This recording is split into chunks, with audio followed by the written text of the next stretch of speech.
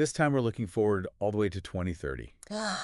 2030. I know, right? Yeah. 2030. Yeah. Trying to figure out what the world's going to look like. Yeah. And not just like what it'll look like, but how the next few years are really going to like set the course for the next century. Right. So we're using this book, 2030, a blueprint for humanity's exponential leap. Okay. And it's all about these like, crazy groundbreaking technologies that are going to like reshape our lives. Yeah. So we're going to kind of fast forward here and imagine like what your average day might look like in 2030.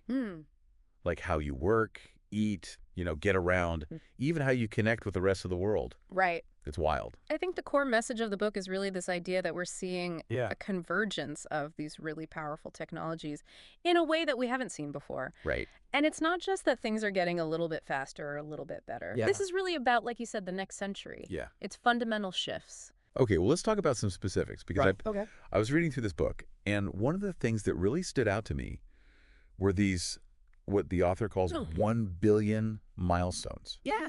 And it's this idea that, like, you hit these tipping points. Okay. Where technology goes from, something that's kind of niche to something that's impacting like 1 billion people. Right. A huge chunk of humanity. Exactly. And so one of them, for instance, is they're predicting that 1 billion people will be using generative AI by 2024, next year. I know. It's crazy. I mean, think about it. Think about it. We hit 1 billion 5G users at the end of 2022. Yep. I mean, and that was a big deal. Yeah. But now we're talking about generative AI. Right. I mean, can you imagine Yeah. AI that can like compose music or write code or design building? Yeah, design buildings. I mean, it's mind-blowing. I mean, it's already happening. Yeah. But by 2027, the book predicts 1 billion people will have these personalized AI assistants. Okay. And this isn't just, setting a reminder. This is AI that's helping you manage your health and your finances and even your emotions. It's like it's having this like super smart advisor just like sitting on your shoulder all the time. For your entire life, basically. But it doesn't stop there. No. 2027, 1 billion people in virtual reality. At least an hour a day. Every single day. Yeah. Like, think about how we could experience entertainment, education, even work remotely. It changes everything. It changes everything. And then 2028, 1 billion people engaging in telepresence. So that's right. Replacing like 25% of travel. Wow. And then just a year later, 2029, 1 billion people could have brain-computer interfaces. So not like the crazy ones you see in the movies? No, not the invasive kind. No, it's more like allowing us to interact with technology in totally new ways. I mean, it really does make you think about how much our daily routine or even our career choices might be transformed by all this. Absolutely. Yeah. It's mind-blowing. It is. Okay, let's get a little bit more specific. Sure. Let's imagine like how this actually plays out in our everyday lives. All right. Let's start with food. Okay. Because everybody's got to eat. Right. Everybody's got to eat in 2030. Exactly. So what's the future of food look like? I mean, imagine this blend of like cutting-edge technology and really sustainable practices. Okay. So we're talking AI-guided farms, vertical towers, growing fresh produce year-round. So like skyscrapers of deliciousness instead of these like sprawling farms. Exactly. Yeah. That's amazing. And with minimal environmental impact. Oh, so it's good for the planet. Yeah. And it tastes good. And it tastes good. It's a win-win. And it's not just about growing more food. It's about growing it better. Okay. Like lab-grown protein. Wow, okay. Plant-based alternatives. Right. But that perfectly mimic like meat. The taste and texture of meat. Yeah. So I can still have my burger. You can still have your burger. But it's not hurting the planet? Exactly. It's about making sure that we can feed a growing population in a sustainable way. That's great. And while we're talking about sustainability, we got to talk about energy. Right, because all this stuff needs power. Needs a lot of power. So what's the forecast for energy in 2030? I mean, the energy revolution is already underway. Okay. But in 2030, it's going to be in full swing. Okay. Imagine a world powered by clean, sustainable sources. Okay. Optimized by AI. Okay. To minimize waste. Yeah. And maximize efficiency. That sounds pretty good. And one of the things that the book talks about are these small modular reactors, or SMRs. Okay, I've heard of those. Yeah, and they're, What makes them so special? well, unlike traditional nuclear reactors, Right. these are much smaller, Okay. more flexible, faster, and cheaper to deploy. So, They can also bring clean energy to remote areas right. that currently don't have access to reliable power. So it's not just about, Yeah, the big cities. exactly. It's about making it accessible for everyone. It's about making clean energy accessible to everyone. That's awesome. And when you combine the power of AI Right. with these advancements like SMRs, I mean, we're talking about cleaner, more affordable energy for everybody.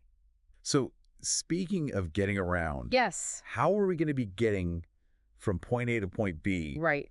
in this futuristic world? Ooh. I'm hoping for flying cars. Maybe not flying cars just yet, but autonomous vehicles are definitely going to dominate the roads, reshaping our cities and how we get around. Okay. Imagine self-driving cars. Yeah. Trucks. Maybe even those flying drone taxis you were talking about. Oh, okay. So maybe we're getting close. Yeah, we're getting there. I can already picture it, though. Yeah. Stepping into a sleek little pod, cruising to work. No traffic. No traffic. Yeah, and it's not just about convenience. Okay. These vehicles are going to be Yeah. significantly reducing accidents. No, that's right. Because of human error. So safer for everybody. Safer for everybody. Plus, think about the environmental benefits. Yeah. As more autonomous vehicles are running on electricity or, Exactly. alternative fuels. Yeah. We'll see a drop in carbon emissions, too. Absolutely. Like, yeah. that's huge. And speaking of futuristic technology, Okay. we got to talk about Yeah. artificial intelligence and quantum computing. Okay, those are like... two of the most powerful forces shaping the future. Right, because AI is already Yeah, it's already a big part of our lives. But then you add quantum computing to the mix. Right, what happens then? It gets really interesting. Oh, yeah. Quantum computing is going to boost AI's capabilities to another level. Okay. It's going to help us solve problems that were once thought impossible. Wow, like what kind of problems? Breakthroughs in fields like healthcare, cybersecurity, even material science. So let's break those down one by one. Okay. Let's start with healthcare. Right. How is AI gonna transform the way we prevent, diagnose, and treat diseases? Imagine AI-powered diagnostic tools. Okay. That can analyze your medical history, your genetics, your lifestyle choices, to identify potential health risks. So even before you have symptoms? Even before they develop into symptoms. Yeah, that's incredible. Early disease detection. Wow. Personalized treatments. Wow. It's like having your own personal, it's like having a guardian. A personal health guardian. Yeah. Looking out for you all the time. Exactly. What about drug discovery? Oh, yeah. Will AI help us, find cures for diseases that are currently incurable? Absolutely. With AI and quantum computing working together. Okay. We can simulate these complex biological processes and accelerate drug discovery. So we could be finding cures for diseases that have plagued humanity for centuries. For centuries. That's amazing. That's a really exciting time for medicine. It really is. Okay, so AI is revolutionizing healthcare. Yeah. But what about cybersecurity? Right, because everything's moving online. Everything's moving online. And it seems like it's getting more and more vulnerable. More vulnerable. So how's AI going to keep us safe? AI is going to be crucial for this. Okay. For real-time threat detection. So identifying and neutralizing cyber attacks before they can even cause any damage. So, yeah. To protect our sensitive data from even the most sophisticated hackers. Right. We're going to have quantum-resistant encryption, making sure our digital world is both hyper-connected, but incredibly secure. That makes me feel a lot better. Yeah. Knowing that that's out there. Yeah. Okay, so we've talked about a lot of really positive changes. Yeah. But I also want to talk about some of the potential challenges that come with all this advancement.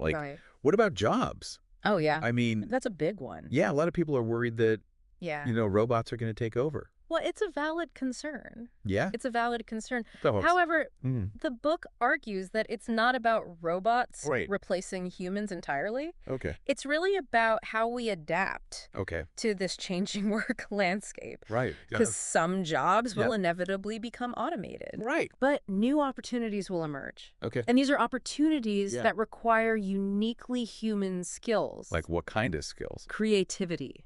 Okay. Problem solving. Yeah. Emotional intelligence. So it's about focusing on the things that machines can't do. Exactly. Precisely. Right. Okay, that makes sense. And we need to prepare. But what about the people? Right. Whose jobs are displaced? Right. What happens to them? Well, the book explores this concept of universal basic income, or UBI.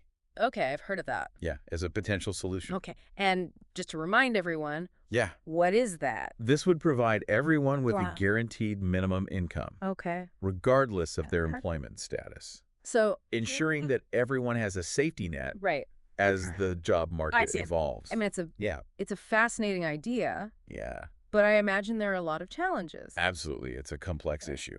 Yeah. Different viewpoints on how to implement it effectively. Right. It requires careful consideration and ongoing dialogue. Well, we've covered a lot of ground. We have. From AI to quantum computing to, these potential challenges with jobs and the need for economic solutions like UBI. Yeah. I mean, it's clear that 2030 is going to be a dramatically different world. A very different world. Than we're living in today. Absolutely. So what's next? Oh. What else is in store for us as we continue this deep dive? Well, let's take a look beyond our planet, space exploration in 2030. Right. Space exploration in 2030 is going to be marked by like a new era of sustainability and commercialization. So instead of just like government-funded missions, we're going to see like private companies. Exactly. Really kind of pushing the boundaries. Think reusable rockets making space travel more affordable. Okay. Lunar bases, acting as stepping stones for further exploration, and even asteroid mining. Whoa, hold on. Asteroid mining. Providing resources for both Earth and space-based industries. It sounds like we're on the verge of like a space economy boom. A space economy boom. But with all this activity in space, what about like the environmental and ethical considerations? That's a crucial point. Yeah. As we venture further into space, we need to make sure we're doing so responsibly and sustainably. Right. It's like that old saying, take only pictures, leave only footprints. Exactly. But on a cosmic scale. Precisely. Now let's shift our focus from the vastness of space to something a bit more personal. Human health and longevity. All right. Because, I mean, everybody wants to live longer, healthier lives, right? Of course. Who doesn't? So what role is technology going to play in helping us achieve that in 2030? Imagine AI-powered diagnostic tools. Okay, again. That analyze your medical data. Okay. Your genetic information. Yeah. Your lifestyle choices. Okay. To identify potential health risks. Okay. Before they even become symptoms. So it's like having a personalized... Like a health detective. Health detective. Constantly working to keep you healthy. That's incredible. And with AI-driven drug discovery, we could see cures for diseases that are currently incurable. Wow. We're not just talking about adding years to our lives, but adding life to our years. That's a really important distinction. It is. Because it's not just about living longer, it's about living better. Exactly. What about aging itself? Can AI help us slow down or even reverse aging? It's one of the most exciting frontiers in AI research. Really? AI is being used to analyze massive amounts of biological data, searching for patterns and insights that could lead to interventions to extend our lifespan and health span. We might not have a cure for aging in 2030. Not quite yet.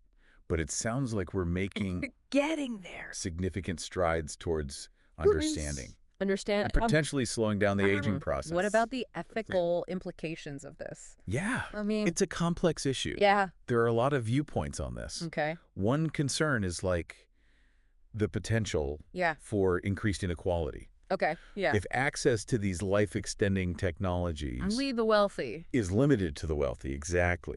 Another is the impact that a longer lifespan would have on our social structures. Right. And economic systems. You've kind of built our society around this idea that, people live to be at a certain age. So what happens when that changes? Yeah, what happens when that changes? Exactly. Let's talk about something. That sounds straight out of science fiction. Right. Synthetic biology. Synthetic biology. Oh, fantastic. It's an incredibly exciting field with the potential to revolutionize everything from healthcare and agriculture to environmental sustainability. But what exactly is synthetic biology? It's about engineering life. Designing and building biological systems that don't exist in nature. Or modifying existing organisms to perform new functions. So it's like having...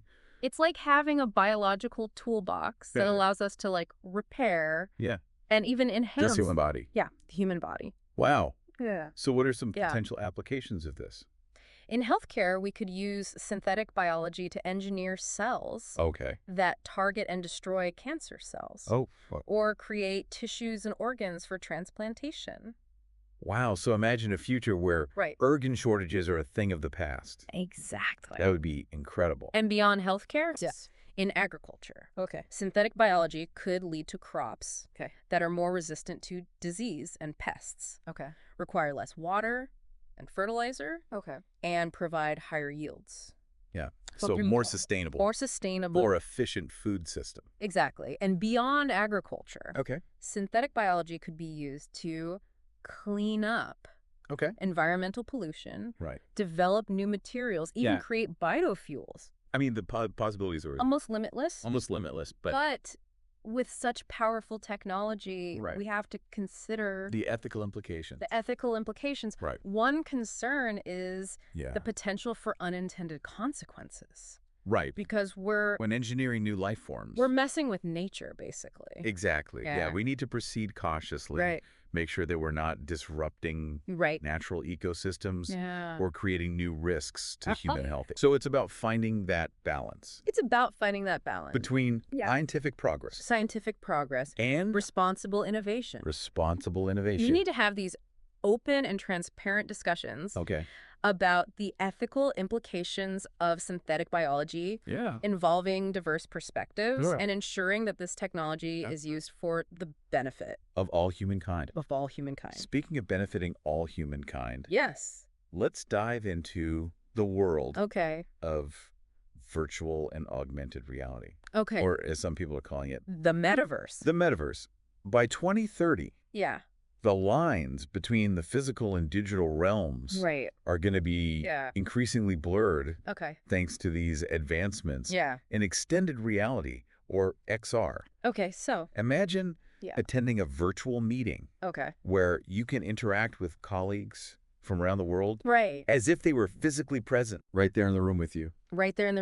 Wow. Or students using VR to experience historical events firsthand. It sounds like XR is going to transform how we work, learn, play, connect with each other. It really does. And then there's the metaverse. Which takes this concept a step further, creating these persistent virtual worlds. That's like stepping into a fully realized digital universe. With its own economy. Culture.